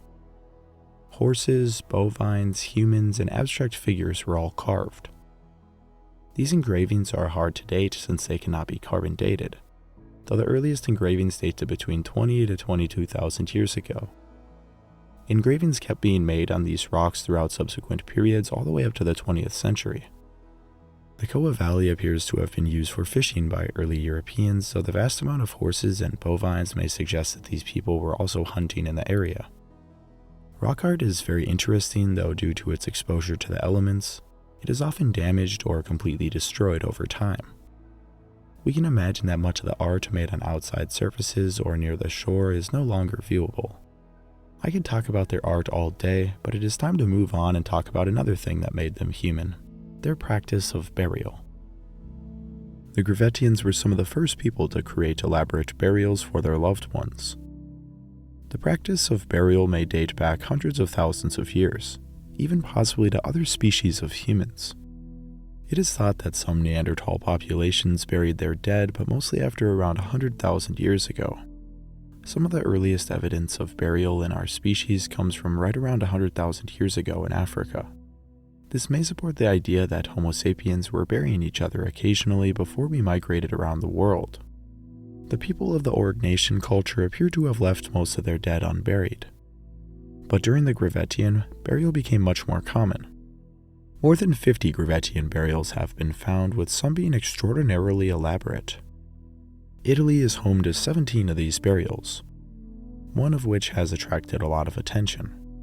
The burial discovered in the cave of Arine Candide on the Ligurian coast is one of the most fascinating of the entire Paleolithic. Here, a young man was elaborately buried with beaded clothing and many grave goods. He has been nicknamed the Prince of Arine Candide, or Il Giovane Principe, the Young Prince. This is of course because of the extremely rich set of grave goods buried with him. He was around 15 years old at his time of death, 23,500 years ago. He died from a fatal injury to his jaw and shoulder. It has been hypothesized that a bear or big cat was responsible for his demise. During his burial, yellow ochre was sprinkled on the ground before his body was placed on top of it. He was wearing a fine hat made of hundreds of shells and deer canines, while he was also wearing mammoth ivory pendants. Next to him were 4 deer antler batons, and in his hand he was holding a magnificent flint blade. The blade is 23 centimeters or 9.1 inches in length. Making such a blade is quite a difficult task, and to add to this, the blade was made of French flint, quite a ways away from his burial. Being the fan that I am, I had a replica of his blade made out of French flint from German flint knapper Elena Moos. Like the blade of Il Principe, I do not plan to use it, but a blade of this size would have been quite useful, and I can see why they thought it was best to bury the poor guy holding such a tool. The prince's bones revealed that he was quite athletic. He had very strong arms, especially his right arm, which was likely used for throwing projectiles. His legs show that he ran often and walked vast distances. Isotope analysis showed that he had a meat-heavy diet, and around 20 to 30% of it was made up of fish and mollusks. The Prince of Arine Candide must have been a valued person in his community due to his lavish burial. At such an age, it is likely that he was a shaman or leader, though we do not know for sure. Perhaps he was a young shaman or the son of one. Another nearby burial at La Grotta de Cavione contains a woman buried with a similar headdress. This headdress was made up of over 300 shells and around 35 canine teeth from deer. Flint blades were found around her, and ochre also covered the entire grave. Moving to southern Italy in the region of Puglia, many extraordinary burials have been found. La Donna di Astuni, or the Lady of Astuni, is a burial of a 20-year-old woman and her unborn child. Some researchers have speculated that the young woman may have died from eclampsia, a condition which causes seizures in pregnant women. This condition is rare, but mainly occurs in younger women, supporting the hypothesis that this condition killed her.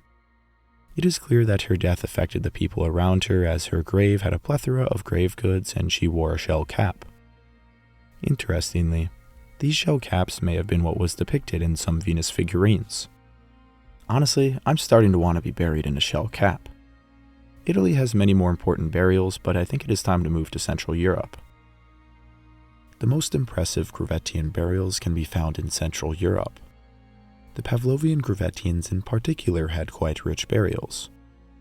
There are around 35 individuals known from burials in Moravia dated to between 27 and 25,000 years ago. From this, 6 individuals are from burial context, 20 are from partial skeletal remains from disturbed burials, and the rest are fragmentary and isolated remains. The fragmentary remains may have been the result of mortuary activities. Compared to our abundance of fragmentary human remains, the actual burial of complete bodies are fairly rare in the Pavlovian. Many of these remains show signs of burning as well. At the site of Dolny Vestanice 1, we find a single elaborate burial. An adult female was placed in a shallow grave with 5 fox incisors in her right hand, and other fox bones were buried alongside her. She appears to have been wrapped in some kind of textile and covered in red ochre. She was covered in dirt, and 2 mammoth shoulder blades were placed on top of her grave. The remains of 19 infants and other adults were also found at the site, though it is unknown if they were actually buried. At the site of Dolny Vestanice 2, a single and triple burial has been found. The triple burial consists of 3 young adults laid side by side in a shallow grave. 2 of the individuals were males, though the female in the center had a number of health issues and deformities, including a shortened femur, deformed upper arm, curvature of the spine, and dental problems. All of the individuals were buried wearing a headdress or mask covered in red ochre, and 2 of them were further decorated with ivory pendants and canine teeth. Flint tools, including a knife, was found in the grave as well. Some evidence suggests that a wooden structure was lit on fire above the individuals and later covered in dirt. This burial is particular considering 3 young adults were buried all at once. Did they happen to all die in the same place at the same time? We don't know. It is possible that one of the individuals died naturally and the others were killed and buried along with them. There are examples throughout history of individuals in relationships joining their deceased loved ones in death willingly or unwillingly. The historical practice of sati in Hindu communities consists of a widow sacrificing herself to die next to her deceased husband. Some did this by sitting atop the funeral pyre of their husband, while others were buried alive with their loved one. In the case of the triple burial, we definitely should not assert that these three individuals had any kind of specific relationship. However, the presence of three young adults in one burial is peculiar, and it is possible that one or more of these individuals was buried before their time was up. Another burial at Domestication 2 consisted of an elderly male placed in a shallow grave with 123 stone tools, 3 fox canines, and what appears to have been a headdress covered in red ochre. The site of Premosti, also in Moravia, contains a mass burial pit of around 20 individuals. Dated to between 27,000 and 26,000 years ago, most remains were fragmentary. The oldest individuals, 2 males, were between 35 to 40 years and 40 to 50 years old. The youngest were 3 infants less than a year old. The grave pit also contained 7 children younger than 10 years old, 2 female adolescents, and 6 individuals less than 30 years old. In the pits, stone tools, shells, and ivory carvings have been found. Also found in the pit were the remains of animals such as mammoth, reindeer, fox, horse, wolf, bear, wolverine, hare, and carnivore canines. Of the wolf remains, 3 of the skulls have been proposed as Paleolithic dogs. Their skulls differed from wolves in being shorter and having larger brain cases. One of the skulls was buried with a bone carefully placed in its mouth. Analysis of these remains suggests that their diets differed drastically from wild wolves. The evidence suggests that these skulls may represent some of the earliest domesticated dogs in the fossil record. The remains in the mass grave pit were not buried at the same time. Instead, it was a location of repeated burials. Some remains appear to have been buried articulated, while others were thrown in separately. Interestingly, no evidence of ochre was found in the pit. Another site in the Czech Republic, named Brno II, contains one of the most interesting burials of the Paleolithic. Here, it appears a shaman was buried. His grave was richly adorned with many animal bones such as mammoth tusks and rhinoceros ribs, but also stone discs and tools that may have been used for flint knapping.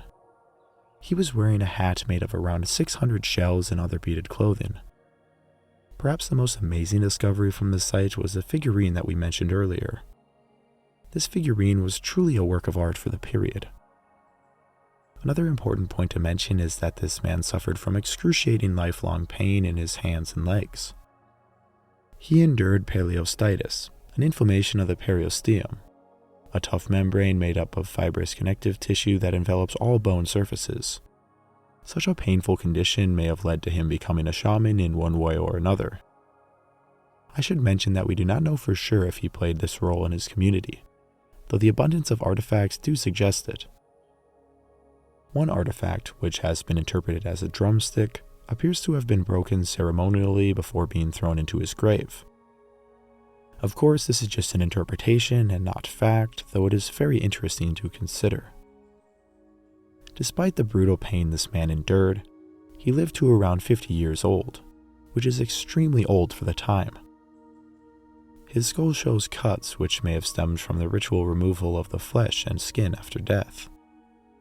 Why they may have done this, we don't quite know, though this practice has been carried out by many cultures and even different human species. Moving to Austria, we find a single and double burial of infants between 26 to 27,000 years ago. In the double burial, the 2 children were both aged around 9 to 10 months and were placed and covered with ochre and a mammoth scapula. The infants were side by side in a flexed position with their heads oriented to the north. Mammoth ivory beads were also found in the grave, which were probably connected by a string. The second individual burial was a child not older than 3 months old, and the grave was placed 1 meter north of the double burial. The child was also flexed, but its head was oriented towards the south and covered in ochre.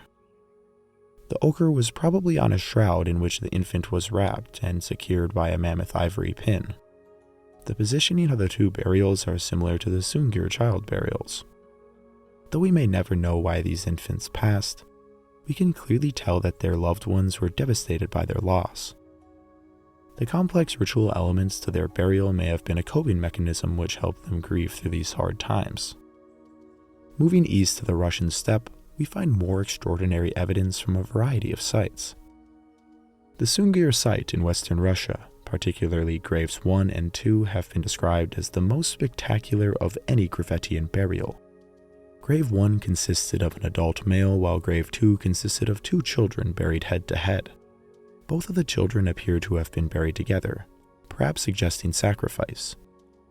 The children both had physical disabilities, including bowed legs, and their teeth show that they may have gone through periods of starvation. They may have died of natural causes, though some sort of sacrifice is not out of the question. Both grave 1 and 2 were buried with some of the most elaborate grave goods ever found in a Pleistocene burial. Over 13,000 ivory beads have been found in the graves. Just to manufacture this many beads would have taken an estimated 10,000 hours. The beads appear to have been strung together, likely onto clothing. From burial 1, we can clearly see where the beads were sewn on. 3,000 beads covered his arms, chest, waist, and legs. He wore a beaded hat containing pierced fox teeth and a necklace made of schist. The 2 children from burial 2 had far more grave goods. Around 10,000 ivory beads and 16 mammoth ivory spears were found among other goods. The spears are particularly interesting. One was over 2 meters or 6.5 feet in length and weighed around 20 kilograms or 44 pounds. It was made from a mammoth tusk that was straightened and carved. The tusk that the spear must have been carved from must have been massive and probably relatively straight before they started working on it, although they could have straightened it with the use of hot springs or other methods. Given the tremendous weight and bulk, it would have not have been very practical for hunting. It was likely entirely symbolic. Other more manageable spears found in the grave would have been more useful as hunting equipment, though none of them appear to have ever been used. Along with the spears, mammoth ivory discs were placed. Such a shape would have been difficult to carve.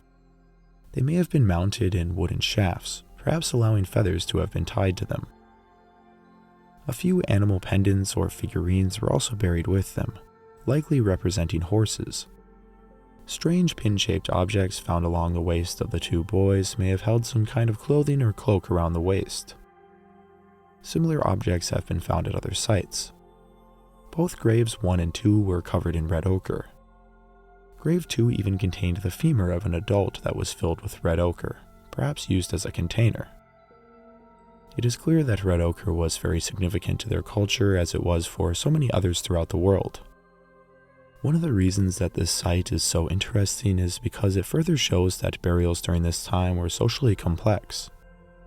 Some individuals were lavishly buried with thousands of beads, while others got a few fox teeth or nothing at all. This suggests that individuals within these bands held different positions of power and prestige. Even some children and infants were buried with many goods long before they would have even provided others with food or skilled labor. This suggests that some children may have been born into a higher position than others. Perhaps the children of shamans or great hunters were born into a form of nobility. At the very least, these burials tell us that their culture included a high degree of social complexity. The last thing to mention about Sunghir is the possible evidence for violence in grave 1. The individual in this burial has a fatal perimortem sharp trauma in his first thoracic vertebrae. This wound likely killed the already old man, though we do not know how it was caused. It very well may have been a hunting accident, though interpersonal violence cannot be dismissed. The fact that they elaborately buried him is not very consistent with murder. This example is the only evidence of violence thus far from the Gravettian. I touched upon this topic last video in the Auric Nation, but I will reiterate that violence does not appear to have been very common in the early Upper Paleolithic. This would change as it got warmer and populations started to settle down. Though at least as far as our evidence goes, we hardly find any evidence of violence between or even within groups. Another site with burials that deserves a mention would be Kostanki. Kostanki is a wonderful site, as we have mentioned in detail, and the burials found here are some of the oldest in Europe. If you watched the last video on the Auric nation, you may remember that burial was not practiced during this period. Funerary practices likely existed, but burial is just one funerary practice. The Auric nations may have left their dead out in the open, similar to sky burials that still happen today in Tibet. When we look at Western Gravettian sites, burials appear quite rare. Fragmentary remains at French sites suggest that many individuals may have been left unburied. A site in modern-day Wales contains some of our only evidence of Gravettian burial from Western Europe. Here, the Red Lady of Pavlovian was found. The remains were discovered in the early 1800s and were originally identified as a female from the Roman age due to the shell jewelry found alongside it. In fact, the Red Lady of Pavlovian was a male dating to 33,000 years ago, the oldest burial in Western Europe. The remains gained quite a bit of interest, perhaps because they were heavily stained with red ochre. The body was placed in an extended position, presumably lying on its left side in a shallow grave. He was dressed in elaborate clothing, probably a parka and leggings with shells and ivory rings sewn onto them. Large herbivores were placed in the burial, and a large mammoth skull with tusks placed in the proximity of the burial was probably part of funerary activities. Overall, this site displays that the practice of burial was developed over 33,000 years ago, even all the way in the northern corner of the Gravettian domain. Another burial in modern-day Portugal attests to this. Here, a 4 to 5-year-old child was found buried in a rock shelter dating to around 25,000 years ago. The child was wrapped in an ochre-stained shroud and placed in a shallow grave in an extended position lying on its left side. It had a necklace with shell pendants and a headdress with 4 red deer canines.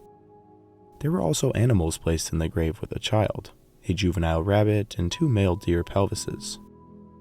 Though separated by thousands of miles and years, we still see relatively similar practices at this site. Overall, burial became a very important aspect of Gravettian culture throughout their existence. We see that at the beginning of the Upper Paleolithic, burial is rare if not absent entirely. Then, simple burials appear and gradually get more and more elaborate as time goes on. This practice of burial would continue throughout subsequent periods, and our modern-day practices may even be connected to these Gravettians in some abstract way. Towards the end of Gravettian times, the climate was becoming much colder. The Gravettians had lived through colder times than their Auric nation predecessors, but little did they know, they were nearing the last glacial maximum, the coldest time during the last ice age, or the glacial period to be more precise. The last glacial period started around 100 to 120,000 years ago and only ended around 11,000 years ago. The last glacial maximum is simply the time in which glaciers reach their fullest extent. This also coincides with some of the coldest temperatures of the Upper Paleolithic. The lowest temperatures of the late Gravettian were as low as 28 degrees Celsius or 82 degrees Fahrenheit colder than any other Upper Paleolithic period. This was caused by a decline in solar insolation, meaning less sunlight was reaching the Earth, in turn making it colder. This affected plants, vegetation, and animals negatively, especially in northern latitudes. The decline in environmental conditions and the available food resources consequently affected the hunter-gatherer communities and resulted in the sharp decline of these populations. The population of Gravettian Europe decreased by around 60% during this time. From Britain even to southern Germany, we find no evidence of late Gravettian camps, and hardly anyone even lived along the Danube. While the northern areas became gradually colder, southern areas such as Cantabria or the Balkans witnessed alternating humidity rather than temperature oscillations. While the early Gravettian was a culturally rich period with high technological standards, the late Gravettian became impoverished with the breakdown of northern populations. It was long considered that these populations in the northern latitudes migrated southwards during this period as the climatic conditions worsened, likely to find refugium in areas less affected, such as the Balkans or the Iberian Peninsula. However, the scenario of the breakdown and extinction of these northern hunter-gatherer communities are more plausible now, and the populations already living in southern areas survived this period. This population decline and low number of people also resulted in the breakdown of long-distance communications and information flow of earlier metapopulations, and resulted in the emergence of localized social network systems with distinctive regional cultural characteristics and the loss of cultural complexity. The Gravettian period would come to an end around 20 to 24,000 years ago. Though the great unified culture of the Gravettian was gone, the survivors went on to form new cultures. The breakdown of the metapopulation during the late Gravettian led to two separate populations in Europe during the last glacial maximum. One population east of the Alps and one population west of the Alps, separated by an area of 1,000 kilometers, where almost no sites are reported. These two populations were adapted to different environments. The western population adapted to cold temperate conditions, while the eastern adapted to cold environments and more open landscapes.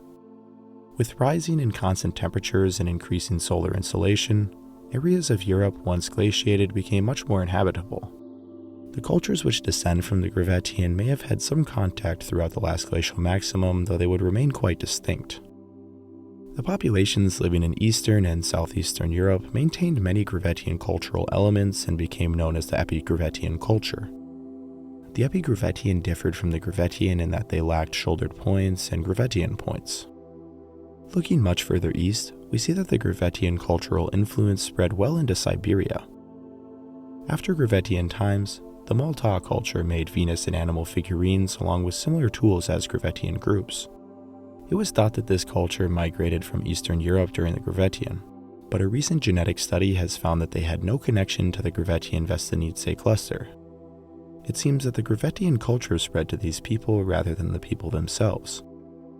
In southwestern Europe, the hunter-gatherer culture which followed the Gravettian was the Proto-Solutrean between 24 and 22 KYA, followed by the Solutrean between 22 to 19 KYA. Solutrean sites are found in southern France, Spain, and Portugal during a relatively short time period. The Solutrean culture would develop stone tool technology to some of its most advanced states with their famous laurel leaf bifaces, but also with the other points they made. Their name is often tied to the peopling of the Americas, though most scholars agree that this is unwarranted. We will finally go over the Solutrean hypothesis in the next video in this series. I have gotten comments for years. The Gravettian culture formed during an extremely unforgiving time. Though their world was colder and more challenging than the one of their Auric nation predecessors, they managed to drastically increase their population and develop a thriving culture. With their new innovative technology and imaginative symbolic elements, they were able to survive for thousands of years. They were some of the most successful of the European Upper Paleolithic and should be remembered as innovative survivors. I myself carry the I haplogroup which originated with Gravettian hunters in Eastern Europe. Though this is an admittedly distant connection, I am quite happy to know my ancestors were hunting mammoths at some point. This is the second episode in my series about the European Upper Paleolithic. Next, I will cover the Solutrean and Epigravettian cultures, and then the series will end with an episode about the Magdalenian. Both of these episodes may be a little shorter than this behemoth of a video, though I am quite excited to talk about the amazing artwork, weapons, and culture from these times. If you enjoy long documentaries on ancient people, check out the prior episode I made in this series, or any other videos I have made. Thanks for watching. If you have made it this far in the video, comment Mammoth meat so I can see who really watched this video to the end. Add a question to it and I will hopefully answer it. Don't forget to like and subscribe as well. This has been your host Northo2, and I hope to see you again soon. Riposa in pace, o principe.